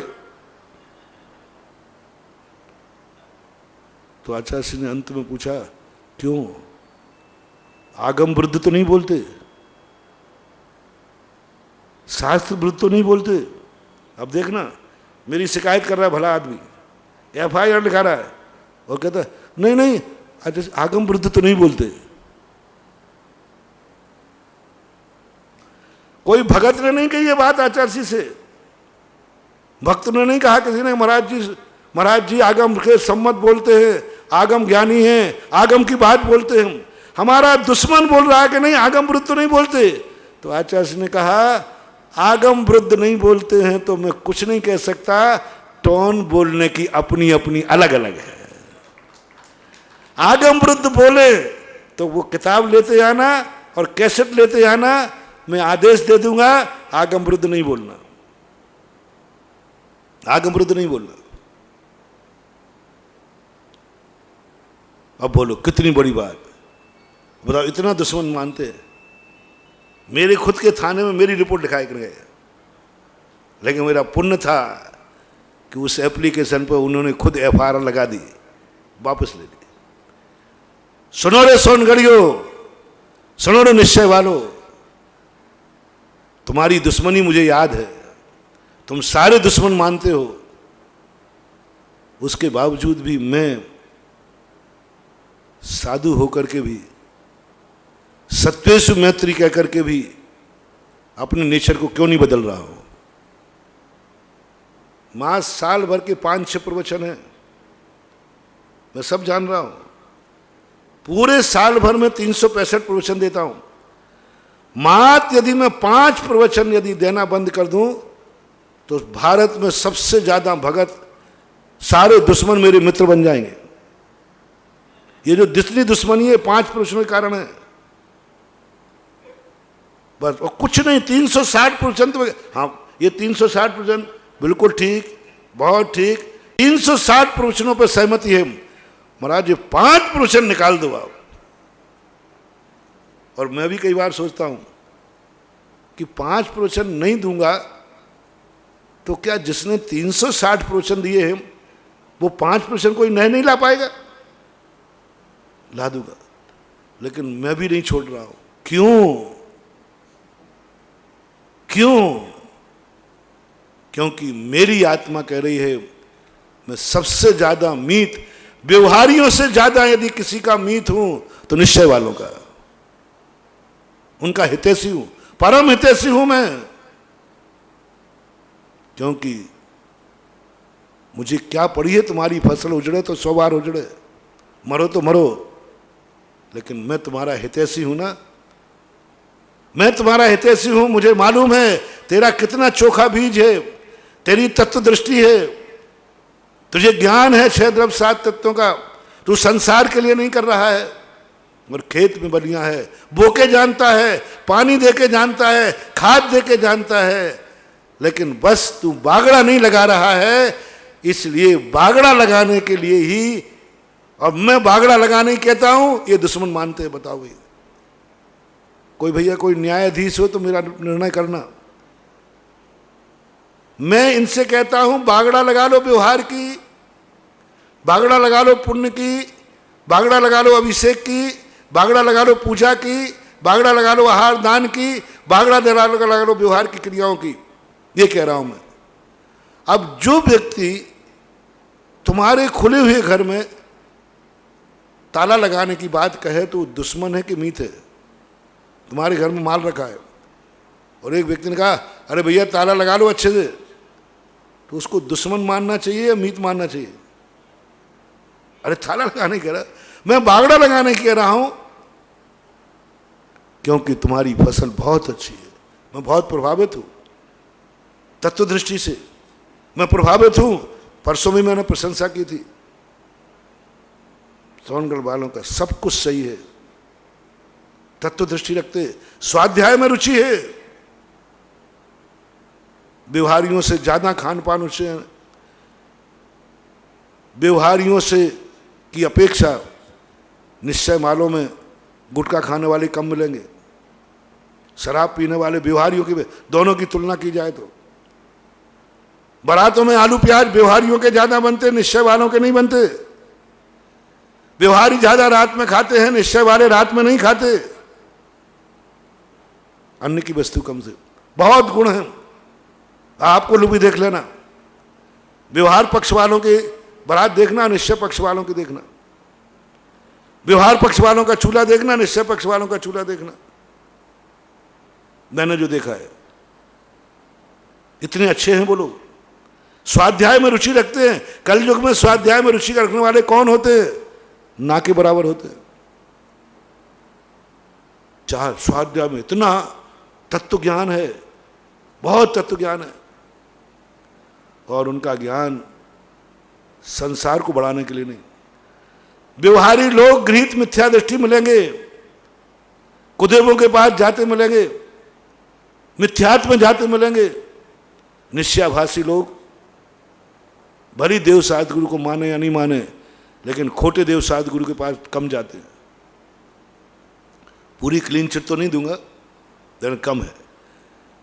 इसलिए मैं उनके पीछे पड़ा हूं कि तुम हमारे जैन समाज के, जैन धर्म के इतने अच्छे व्यक्ति हो, बस एक कारण के कारण काला खेत हो रहा है तुम्हारा। एक कारण से काला खेत हो रहा है कि तुम बीज बोने के बाद बागड़ा नहीं लगा रहे हो। बस बागड़ा में कितना खर्च है? ये व्यवहार की क्रियाओं में कितना खर्च है। बागड़ा लगा लो व्यवहार की क्रियाओं का, कुछ नहीं। यदि यह निश्चय वाले सोनगढ़ वाले कांजी, यदि जितना उसने बीज का उपदेश दिया, जितना उसने फसल का उपदेश दिया, जितना बीज और फसल की अर्थ क्रिया बताई कि इससे हमारी भूख मिटेगी, आनंद आएगा, यदि वो अपने भक्तों को बागड़ा का उपदेश और दे देता, व्यवहार का उपदेश दे देता, आज पूरा भारत स्वाध्यायशील हो जाता, आज पूरा भारत धर्ममय हो जाता, आज पूरा भारत अखंड हो जाता। आज ये व्यवहार और निश्चय के भेद नहीं पड़ते। वो अपने भक्तों को उपदेश देता, भगवान को मत छोड़ना रे, आत्मा की खूब चर्चा करना, लेकिन 24 घंटे में एक बार भगवान को जरूर याद करना। ये मंदिर, ये भगवान तेरी आत्म धर्म की बागड़ा है। गुरु को मत छोड़ना, ये तेरे आत्म धर्म की तुम्हारे रक्षा कवच है। गुरु को मत छोड़ना कभी, गुरु की सेवा करना, गुरु को आहार देना धर्म नहीं है, तेरे आत्म धर्म की सुरक्षा कवच है। भगवान का पूजन अभिषेक नहीं छोड़ना, ये तेरे कवच हैं आत्म धर्म के। यदि ऐसा स्यादवादी, ऐसा अनेकांतमय उपदेश दे देता, आज सारे भारत में उसकी जय जयकार हो रही होती। हर मंदिर में हर व्यक्ति एक ही कह रहा होता कि कान जी ने एक ऐसा उपदेश दिया, क्योंकि उसकी वाणी में दम तो थी, उसका पुण्य तो था, एकदम गलत नहीं था, तत्व दृष्टि थी, नहीं तो कोई ऐसे अंधे बन के नहीं मान लेता। तत्व दृष्टि तो थी, लेकिन तत्व की सुरक्षा करने का उपाय नहीं था। इसकी दशा ऐसी हो रही जैसे अभिमन्यु की हुई। तत्व दृष्टि है, तत्व दृष्टि थी, लेकिन वो तत्व दृष्टि उजाड़ गई, सुरक्षा करने की ताकत नहीं थी। क्या काम की? अभिमन्यु ने चक्रव्यूह में प्रवेश करना जानता था, लेकिन किस लिए मारा गया? बस इतनी सी भूल है, इन कंजाइस्टियों में इतनी सी भूल है। और मुझे दुश्मन मानते, मैं वो ही निकलना सिखा रहा हूं तो मुझे दुश्मन मानते। बताओ क्या करूं मैं वही सिखाना चाहता हूं कि रे, इस चक्रव्यूह में प्रवेश करना तो तुम्हें सीख गया, लेकिन निकलना नहीं सीखा है, नहीं तो गड़बड़ हो जाएगा। इनके भक्त सब कुछ तत्व दृष्टि में चले गए, तत्व दृष्टि तक पहुंच गए, लेकिन बताओ भैया, एक बाप ने, एक व्यक्ति ने बहुत अच्छा धन दौलत कमा रहा है, लेकिन सुरक्षा करने के लिए उसके पास तिजोरी नहीं है, तो दिन भर कमाएगा, रात में कहां जाएगा? यही हो रहा है। दिन भर कमा रहे हैं, रात में लुट रहे हैं, सवेरे ज्यों के त्यों कंगाल हो रहे हैं। इसलिए समाप्त उपसंहार करता हूं दोनों को कह के, पहले हो मुझे दुश्मन मानने वालों, हो मेरे प्रिय मित्रों, निश्चय वालों, मैं तुम्हारा सबसे ज्यादा हितैषी हूं, तुम पर सबसे ज्यादा फिदा हूं, तुम्हारे ऊपर बहुत अच्छा है तुम्हारे, लेकिन तुम बस व्यवहार की बागड़ा लगा लो। ये उपदेश देना चालू करो अपने जीवन में। हर निश्चय वाला सुबह से उठ करके अभिषेक का लोटा उठाना शुरू कर दे, पूजन को उठाना शुरू कर दे, और जो सच्चे मुनि हो उनको हार देना शुरू कर दे, और व्यवहार की क्रियाओं में आ जाए। तुम्हें मैं दुश्मन नहीं लगूंगा, तुम ही खुद कहोगे मेरा कोई दुनिया में हितैषी है, तो उसका नाम है सुधा सागर। बस थोड़ा सोचो कि मेरा भाव क्या है। मैं तुम्हें क्या, तुम्हारी फसल की रक्षा कराना चाह रहा हूं। तुम्हारे पास फसल है, लेकिन बागड़ा नहीं है। और व्यवहारियों से कहना है मेरा कि सारी जिंदगी क्रियाओं में मत निकालो, थोड़ा तत्व की दृष्टि पे जाओ, थोड़ा आत्म दृष्टि पे जाओ, थोड़ा परमार्थ के लिए समझो, नहीं तो ये खेत बागड़ा रह जाएगी, खेत दोनों के काले काले रह जाएंगे। महावीर भगवान की जय। परम पूज्य निर्यापक समन मुनि पुंगव श्री सुधासागर जी महाराज की जय। समस्त मुनि संघ की जय। जिनवाणी के ज्ञान से सूझे लोकालोक, सो वाणी मस्तक धरुं सदा देत हूँ डोक। हे जिनवाणी